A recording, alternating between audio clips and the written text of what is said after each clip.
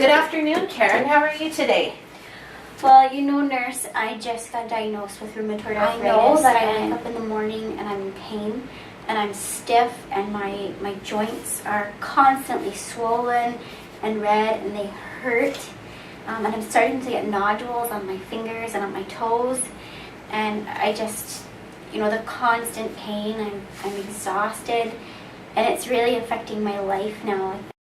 To be able to go away and thoroughly research rheumatoid arthritis. And then I'd like to collaborate with my healthcare team to come up with a care plan. And what I learned about immunity is that there's two sections to immunity. We have the innate and the adaptive. On the innate side, I remembered that there's no memory. The skin is our first line defense of immunity.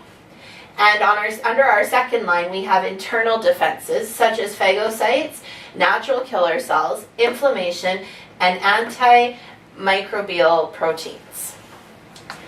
On the adaptive side of immunity, we have a memory of the invader.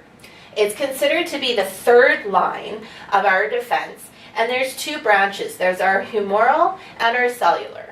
Under our humoral, we have B cells. And B cells create antibodies and memory B cells. Under our cellular, we have T cells, and we have two types. There's helper T cells, which have the CD4 protein in the cell membrane, and they have cytokines and memory helper T cells. We also have the cytotoxic T cells, which have the CD8 protein in the cellular membrane. These cells actually kill other cells through apoptosis, and they also make memory cytotoxic cells. Okay, so we have antigen presenting cells, and what those are is they're like security cells around the body, and they have proteins, and they're called MHC1 or MHC2. So MHC1 interacts with the cytotoxic cells, and they're located on the nucleated cell throughout the body. MHC2 are located on macrophages, B cells, and dendritic cells, and they interact with the helper T cells. We don't totally understand what causes rheumatoid arthritis. There's a few ideas, but we're not really sure.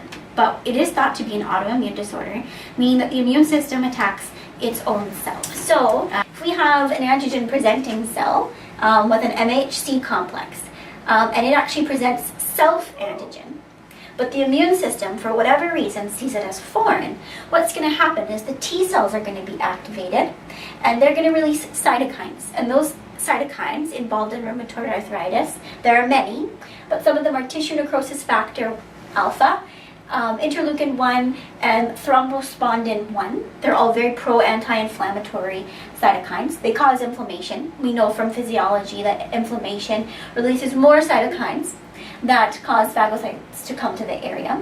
Inflammation also results in vasodilation and hyperemia, so thus we find hot, swollen, painful joints.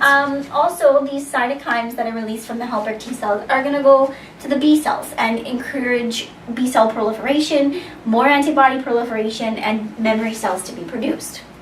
Cytotoxic cells are also going to be stimulated by the cytokines to further proliferate and also to carry out apoptosis, which is their function.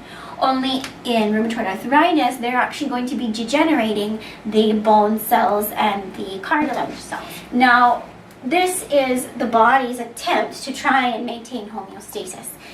It sees itself as an invader and is trying to neutralize that threat. Unfortunately, it doesn't actually restore homeostasis. It causes a very debilitating disease that's seen systemically, so on both sides of the body, not just one locus of inflammation. We also see that proteins are a huge part of this process.